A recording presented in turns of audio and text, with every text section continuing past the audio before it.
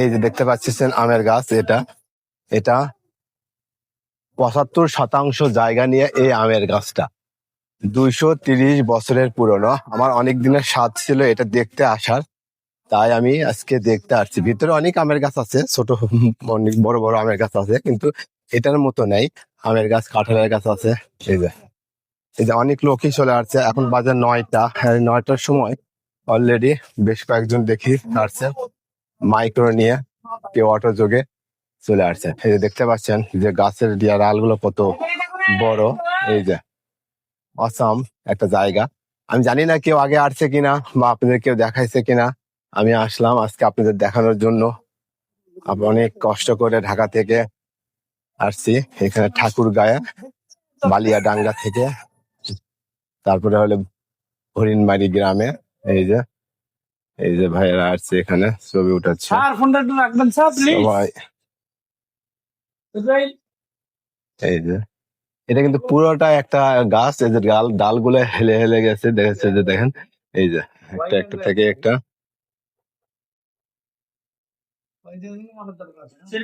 এই যে এইগুলো মানে ডালগুলো সব নিচে পড়ে গিয়েছে। এই যে মাটির ভেতরে গিয়ে ঢুকে গিয়েছে। ওখান থেকে আবার উপরে উঠছে, বড় হচ্ছে ডালগুলো ছড়াই যাচ্ছে বিশাল জায়গা নিয়ে। এটার জায়গার পরিমাণ প্রায় ৭৫% জায়গা নিয়ে এটা অবস্থিত, এই আম গাছটা। এই যে এই যে এই যে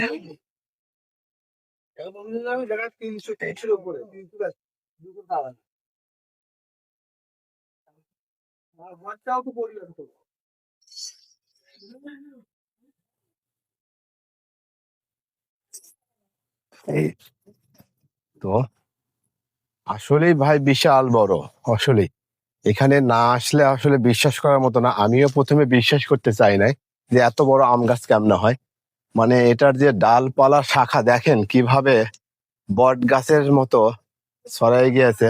বট গাছের এরকম মনে হয় অনেক সময় ছড়ায় না, এরকম অত বড় গাছ এখন আর দেখা যায় না। কিন্তু এটা কালের ঐতিহ্য ধরে রাখার জন্য গাছটা রেখেছে মালিক। তবে ওয়াল দিয়ে রেখেছে যে, এবং বিনিময়ে এখানে ২০ টাকা টিকিট দিয়ে ঢুকতে হয়। দেখেন মানে আসলেই কল্পনার বাইরে। কেউ কি আগে দেখেছেন কিনা জানি না, বিশেষ করে যারা দূর দূরান্তের তারা হয়তো বা অনেকেই দেখেননি এটা, বা কল্পনাও করেননি, বা ইতিহাস যারা না ঘাটেন তাদেরও হয়তো জানার কথা না। কিন্তু সৌভাগ্যক্রমে আমি এটা দেখতে পারলাম আজকে।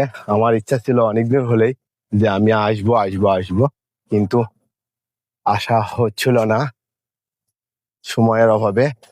এবার অনেক কষ্ট করে সময় বের করে একদিন অফিস ছুটি নিয়ে আমি আসছি এখানে। আসে এই আমের গাছটাই শুধু দেখার জন্য।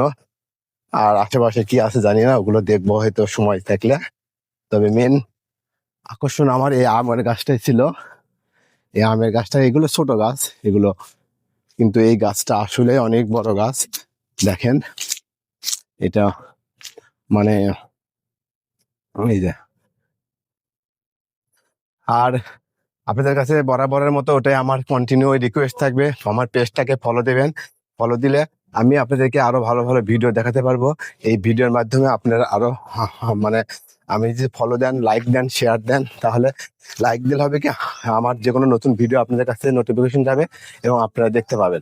আর শেয়ার দিলে আপনার বন্ধু বান্ধব এই ভিডিওগুলো দেখতে পাবে, তখন হয়তো তারাও আমার এই ভিডিওটা দেখে লাইক, কমেন্ট, শেয়ার দেবে। এতে করে আমার পেজটা আরো ডেভেলপ হবে, পেজটা আরো ভারী হবে। তখন আমি আরো উৎসাহিত হব আপনাদেরকে নতুন নতুন ভিডিও দেওয়ার জন্য। আর এই জন্য আপনারা অবশ্যই আমার পেজটাকে লাইক, কমেন্ট, ফলো তো অবশ্যই দেবেন, শেয়ার দেবেন, দিয়ে আমাকে এই পেজটা ডেভেলপ করার জন্য অবশ্যই অবশ্যই সহায়তা করবেন। এখানে এই যে দেওয়া আছে, ইতিহাস দেওয়া আছে, আমের ডিটেলস দেওয়া আছে। ডিটেলস পড়তে গেলে অনেক সময়ের বিষয়, ভিডিও অনেক বড় হয়ে যাবে, এই জন্য আর ভিডিও আমি বড় করতে চাচ্ছি না। আপনারা এইভাবে দেখালাম যে অল্প, কারণ বেশি বড় ভিডিও হলে কেউ দেখতে চায় না। গাছটা যে অত উঁচু তা না, কিন্তু মানে চতুর্দিকে ছড়াইয়ে ছিটিয়ে গিয়েছে। দেখেন তার গাছের কাণ্ডগুলো দেখেন, ডালগুলো দেখেন কত মোটা। মানে এই যে, যাই হোক আমার ভালো লাগলো আপনাদেরকে দেখাতে পেরে আমার কষ্ট হয়েছে, কষ্ট হলেও আমি আনন্দিত তখনই সফল হব যখন আপনারা আমার পেজটাকে বেশি বেশি ফলো দেবেন, এবং যারা এই ভিডিও বেশি আমার ভিডিও বেশি বেশি দেখতে চান, এইসব জিনিস দেখতে চান, অবশ্যই অবশ্যই আমার পেজটাকে ফলো দেবেন, লাইক দেবেন, শেয়ার দেবেন, কমেন্ট দেবেন। এটাই আমার শেষ কথা। আর আজকের মতো এখানে রাখতে চাচ্ছি। আল্লাহ হাফেজ। এরপরে অন্য কোনো আবার ঐতিহাসিক জায়গা নিয়ে বা অন্য কোনো বিষয় নিয়ে আপনাদেরকে ভিডিও দেব। আশা করি যে আপনারা ভালো লাগবে আপনাদের। আপনারা আমাকে রিসিভ করবেন সুন্দরভাবে এবং আমাকে ফলো দিয়ে আমার পাশে থাকবেন। এটাই আমার রিকোয়েস্ট। আল্লাহ হাফেজ। আসসালামু আলাইকুম।